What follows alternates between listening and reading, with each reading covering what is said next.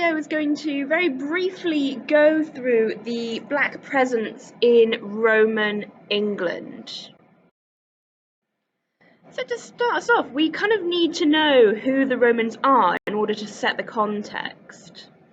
So Romans come from Rome, hence their name, which is right in the middle of Italy. But more than that, Rome had a massive empire. So the Romans ruled one of the largest areas ever, and you can see here all of the countries that they ruled. They've been superimposed with their current flag. So you can see they used to rule Greece, Turkey, parts of Africa, Spain, and eventually England. You can see here. So the Romans invaded England in 43 AD, and we know from the fact that they had such a large empire that their army was probably very multicultural as well, and they would have used soldiers from all of the areas that they controlled. The earliest record of Black Romans that we've got is from a dig site run by the University of Leicester, and they discovered 82 skeletons in a graveyard dating back to the 2nd century, so the 100s. And 6 of those 82 had what is referenced as African cranial features.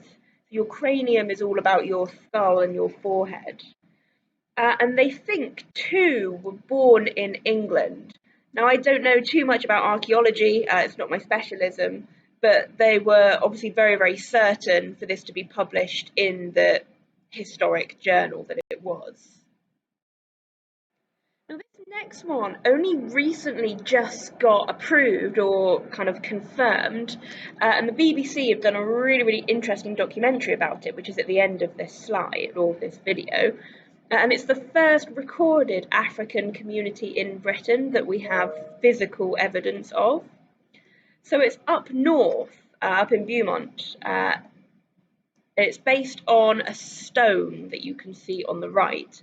And the stone talks about a specific regiment that we know to be multicultural. Now, obviously, because it was so long ago, there are no records of exactly kind of when they were there or how many there were. But they were defending a fort along Hadrian's Wall, and we know that similar forts, and looking at the blueprints, could have held about 500 people. And there's some records of them marrying locals as well. So chances are this is the first recorded African community in Britain from about the 3rd century, so your 200s.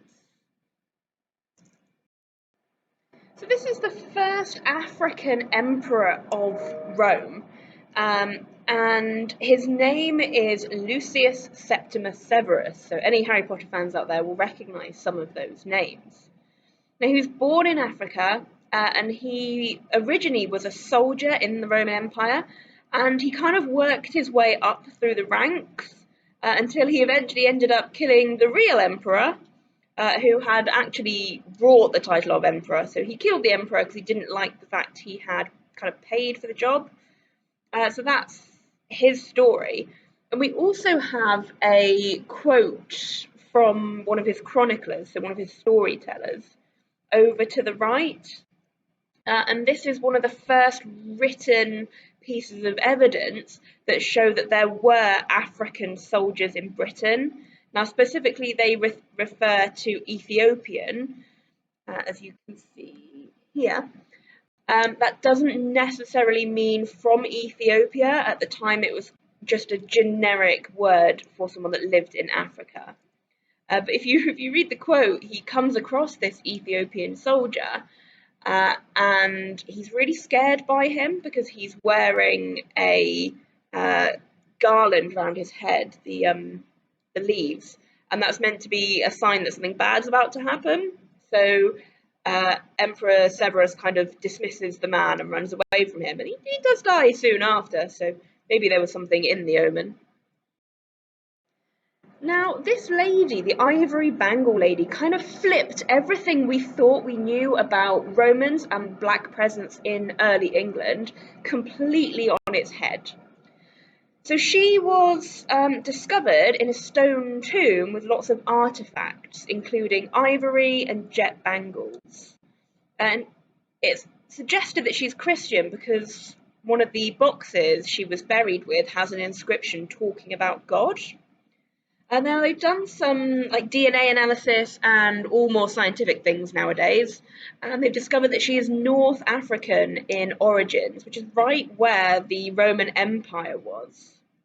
But she completely flips everything because it goes against the traditional idea that historians had that black people only came to England sporadically, it was a bit random, and were always poor because she's buried with such expensive stuff.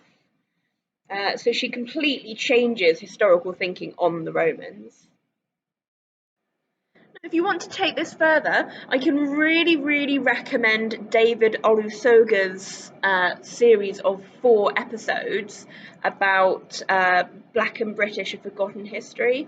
Now they're all on BBC iPlayer. The first episode is the one that talks through the Romans and the medieval era. I would honestly really recommend it.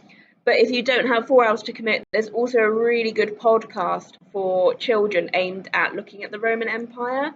Now, it's not got too much on the Black history, but it does give you some context about what Roman life was like. So I'll post the links to those 2 things in the description. Hope you enjoyed it!